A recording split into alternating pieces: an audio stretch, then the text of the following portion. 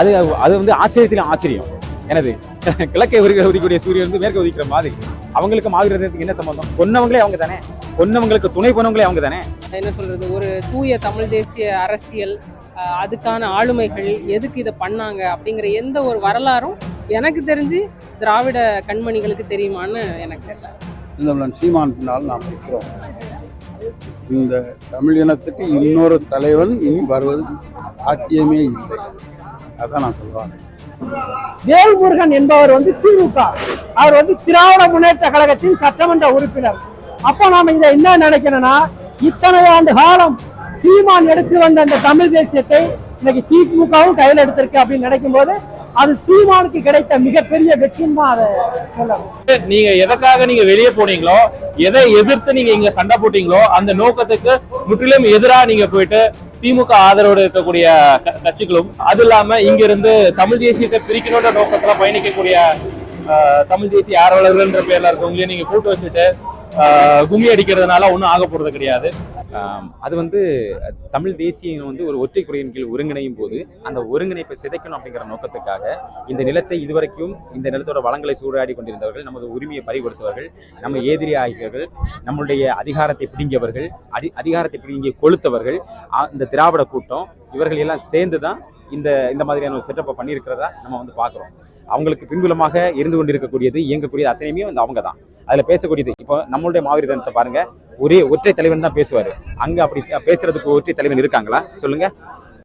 மாவீர தினம் எப்படி உருவாக்கப்பட்டது? மாவீரர்களுடைய தியாகத்தின் மூலமாக உருவாக்கப்பட்டது. அந்த மாவீர தினத்துக்கு தேசிய தலைவர் பிரபாகரன் அவர்கள் மட்டும்தான் ஆண்டுக்கு ஒரு முறை தோன்றி உரையாற்றுவாங்க, அப்படித்தானே? அதே போல அந்த மரபை பின்தொடர்ந்து வந்து நாமளும், நாம் தமிழர் கட்சியும், நம்மளுடைய தலைமை ஒருங்கிணைப்பாளர் செந்தமன் சீமான் அவர்கள் ஒரு தனி நபராக இருந்து அந்த மாவீர உரையாற்றுறாங்க. அதுபோல அங்க நடக்குமா? வரவும் போறவங்க எல்லாருமே பேசிட்டு இருக்காங்க. அது வந்து எப்படி ஏற்புடையதா இருக்கும்? அது மட்டும் இல்ல, இது சிதைக்கணும் அப்படிங்கிற நோக்கத்துக்காக தான் அது உருவாக்கப்படுது அப்படின்னு சொல்லிட்டு நினைக்கிறேன். தமிழர்கள் எப்போது ஓர்மை ஆகிறாங்களோ, ஒற்றுமை ஆகிறாங்களோ, அந்த ஒற்றுமையை சிதைத்து அவர்களை பலவீனப்படுத்த வேண்டும் அப்படிங்கிற நோக்கத்துக்காக செயல்படக்கூடியதான் தவிர இது ஒருபோதும் வந்து வெற்றியை நோக்கி முன்னகராது. ஆனால் நமக்கு இன்னும் வந்து வலிமை கூட தான் செய்யுமே தவிர குறையாது ஒருபோது. இவர்கள் எவ்வளவு தூரம் விமர்சிக்கிறாங்களோ அந்த விமர்சனங்கள் அத்தனையும் வந்து நமக்கு படிக்கலாக மாறி நாம இன்னும் வந்து வளர்ந்து இந்த அதிகாரத்தை கைப்பற்ற தான் போறோம். ஒட்டுமொத்த ஒரு தமிழ் தேசிய இனத்துக்கான ஒரு பாதுகாப்பு கவசமாக இருக்கக்கூடிய நாம் தமிழர் கட்சி நிச்சயமாக அதிகாரத்துக்கு வரும். எந்த மாற்று கருத்தும் கிடையாது. அது வந்து ஆச்சரியத்திலும் ஆச்சரியம். எனது கிழக்கே உதிக்கக்கூடிய சூரியன் வந்து மேற்க உதிக்கிற மாதிரி அவங்களுக்கு மாவீரத்துக்கு என்ன சம்பந்தம்? கொன்னவங்களே அவங்க தானே, கொன்னவங்களுக்கு துணை போனவங்களே அவங்க தானே, கொன்னவங்களுக்கு துணை போனவங்க அவங்க தானே. அவங்களுக்கு மாவீர தினத்தை கொண்டாடுறதுக்கு என்ன இது இருக்கு சொல்லுங்க? அவ்வளவு புனிதர்களா? அப்ப இவ்வளவு நாள் ஏன் பண்ணல? 2009 ஏன் இது வரைக்கும் பண்ணல? இனிதான் பண்ண போறாங்களா? அப்போ நம்ம அவ்வளவு தாக்கத்தை ஏற்படுத்தியிருக்கோம் அப்படிங்கறது அர்த்தம். பயப்படுறாங்கன்னா அப்படின்னு அர்த்தம். அந்த பயம் இருந்துட்டே இருக்கட்டும். அது திமுகவின் பி டீம்னு நினைக்கிறேன், எனக்கு தெரியலையா. அவங்க எல்லாருக்குமே மாவீரர் நாள் அனுசரிக்கிறதுக்கான ஒரு தார்மீக பொறுப்பும் கடமையும் இருக்குது. ஆனா அதுல இருக்கிற ஒரு உண்மையும் நேர்மையும் ஒரு சுய பரிசோதனைக்குள்ள ஆளாக்கிக்கணும். ஏன்னா தமிழன் வந்து இந்த மாதிரி பிரிஞ்சு கிடக்கிறது தான் எதிரிகளுக்கு ஒரு என்ன சொல்றது, ரொம்ப ஈஸியா போயிடுது நம்மளை வின் பண்றதுக்கு. அப்படி இல்லாம உண்மை நேர்மையுமா ஒரே இனமாக ஒன்று கூடி இனி வரும் நாட்களில் நம்ம மாவீரர் நாளில் பெரிதா செலிப்ரேட் பண்ணணும். இல்லையா? ரொம்ப காமெடியா இருக்குயா, ரொம்ப காமெடியா இருக்கு. ஏன்னா அவங்க எல்லாமே அரசியலா தான் பாக்குறாங்க.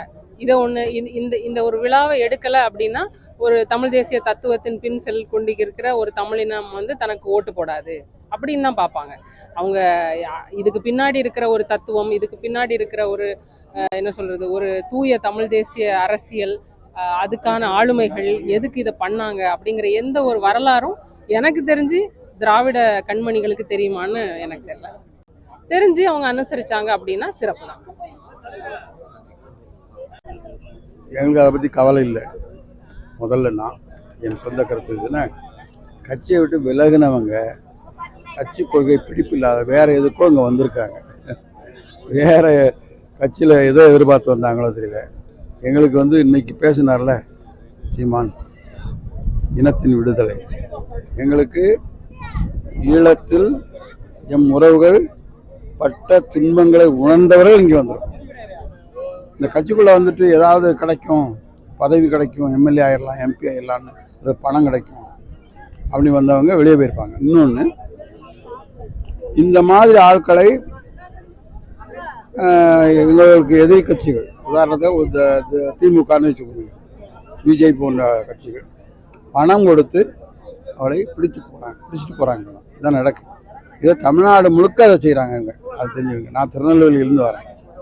எங்கிட்ட இருந்து 3 பேர் போயிருக்கான், பேட்டி கொடுத்துட்டே போயிட்டான். ஆனால் பணம் வாங்குறாங்க. எனக்கு முன்னாலே தெரியும் பெய்டு உளவாளிகள் கட்சிக்குள்ளே இருக்கிறாங்க, இன்னும் இருக்கிறாங்க. காலப்போக்கில் அவங்கெல்லாம் ஓடிடுவாங்க, இருக்க முடியாது. ஏன்னா அதில் உறுதியாக இருக்கிறவங்க கூட அங்கே இருக்கும். அதனால் அவங்க நடத்துகிறாங்க, அதெல்லாம் பற்றி நம்ம கவலைப்படாது. நாம் நம்முடைய கொள்கையில் உறுதியாக இருக்கோமா? இந்த சீமான் பின்னால் நாம் நிற்கிறோம். இந்த தமிழ் இனத்துக்கு இன்னொரு தலைவன் இனி வருவது சாத்தியமே இல்லை. அதான் நான் சொல்லுவார். என்ன ஒரு உண்மையை சொல்கிறேன், தமிழர்கள் மட்டும்தான் ரொம்ப நல்லவர்கள் சொல்கிறோம். எங்கேயாவது ஒரு இடத்துலையாவது வேற்றுமொழி பேசுகிறவர்களை மொழிக்காக அடித்து விரட்டியதாக ஒரு வரலாறு, ஒரு சம்பவம் தமிழ்நாட்டில் நிகழ்ந்திருக்காருன்னா இல்லை. என்ன அதான் உண்மை. அந்த கொள்கை பிடிப்போடு நாங்கள் இருக்கோம். அதை பற்றி கவலை இல்லை. பணத்துக்கு சோரம் போகிறவங்க போவோம், அதை நம்ம வரவேற்போம். நான் அந்த நிர்வாகிகள்கிட்ட பேசுற வரையில அவங்க என்ன சொல்றாங்கன்னா, எங்களுக்கு சீமானை பிடிக்கும், ஆனா அவருக்கு தான் எங்களை பிடிக்காம போயிருச்சு, ஆனா நாங்க எப்பவுமே சீமானுடைய தம்பி தான் அப்படின்னு சொல்லியிருக்காங்க. அதனால அதை நாம அவர்களை புறக்கணிக்க வேண்டாம். அவர்கள் அந்த நிகழ்வை எடுக்கிறதே நாம வரவேற்போம். ஏன்னா அவர்களும் தமிழர்கள் தான். இந்த நிலத்தில் அவர்களுக்கான அரசியல் உரிமையை பேசுவதற்கு அவர்களுக்கு என்ன இருக்குது? உரிமை இருக்குது. இங்க இருக்கிற அரசியலை பேசுவதற்கு அவர்களுக்கு உரிமை இருக்குது. அதை நான் வரவேற்கிறேன். இதை விட சிறப்பாக செய்யட்டும், அதை நான் வரவேற்கிறேன். இன்றைக்கு அவர்கள் கூடுகிற கூட்டம் தமிழ் தேசியத்திற்கு அண்ணன் சீமான் மட்டும் அத்தாரிட்டி கிடையாது. இங்க இருக்கிற யாரு வேணாலும் தமிழ் தேசியம் பேசலாம். அவர்களும் இந்த திராவிடனை எதிர்த்து ஒரு சண்டை செய்வதற்கு நமக்கு ஒரு கூட்டம் ஆள் தேவைப்படுது. அதை அண்ணனே சொல்லியிருப்பாரு, தம்பி விஜயை வரவேற்கும் போது அதை சொல்லியிருப்பாரு. அதனால இந்த திராவிடனை எதிர்ப்பதற்கு அவர்களும் ஒரு பக்கத்தில் இயங்கினா அதை நம்ம வரவேற்போம். அதனால அது தவறு கிடையாது. அவர்கள் அப்படி நிகழ்த்தி இந்த மாவீரர் தினத்தை இந்த தமிழகம் முழுவதும் பட்டி தொட்டி எங்கும் சாதாரண மக்களுக்கும் படிப்பறிவு இல்லாத மக்களுக்கும் அவங்க தெரிய வச்சுட்டாங்க அப்படின்னு சொன்னா அதை மிகப்பெரிய அளவு நம்ம வரவேற்கிறோம். அதை நம்ம வரவேற்கிறாங்க.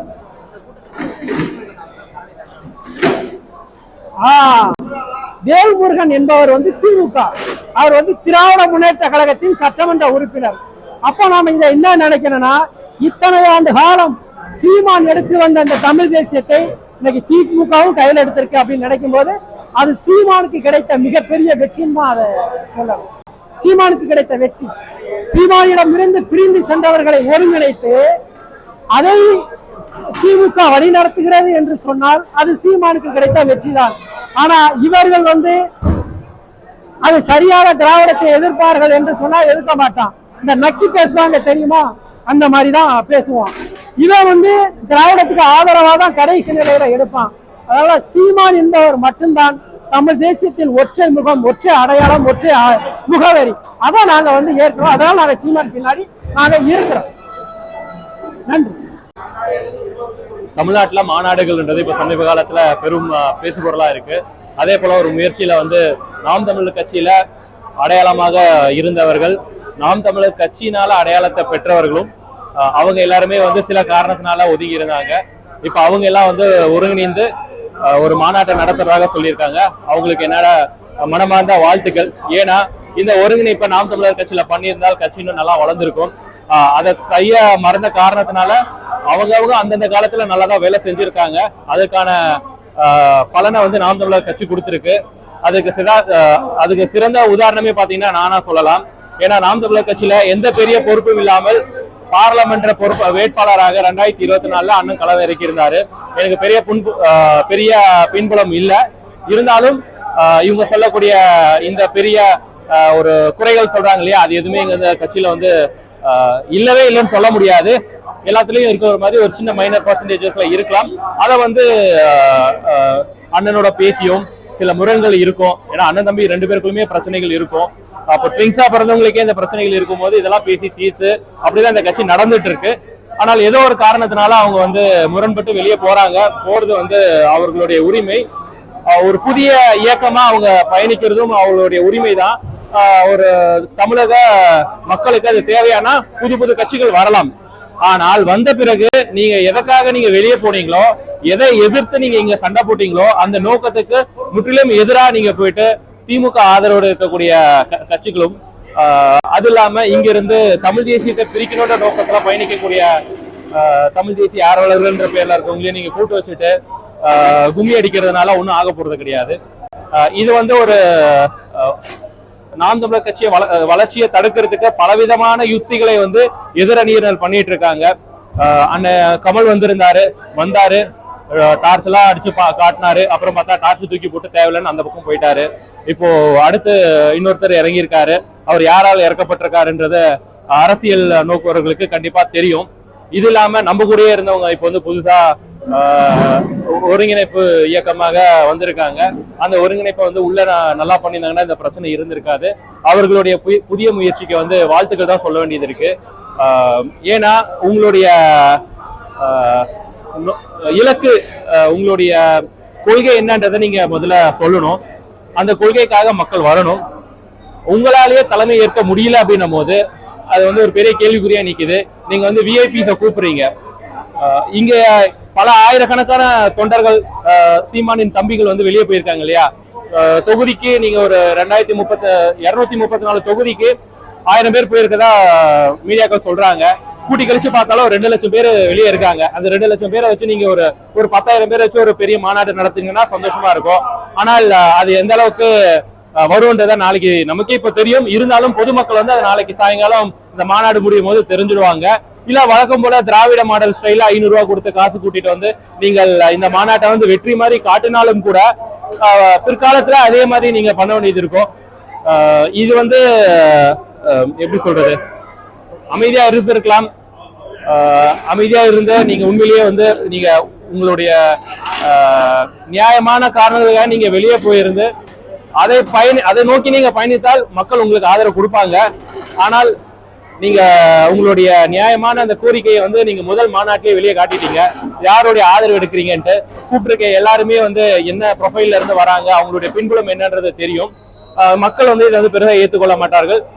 இது வந்து வெற்றின்னு சொல்லி மீடியாக்கள் வந்து பெருமளவுல பூதாகரமா காட்டினாலும் கூட யதார்த்தத்துல வந்து மக்கள் மத்தியில் அது வந்து என்ன மாதிரி இருக்கும்ன்றது ஒரு கேள்விக்குறிதான்.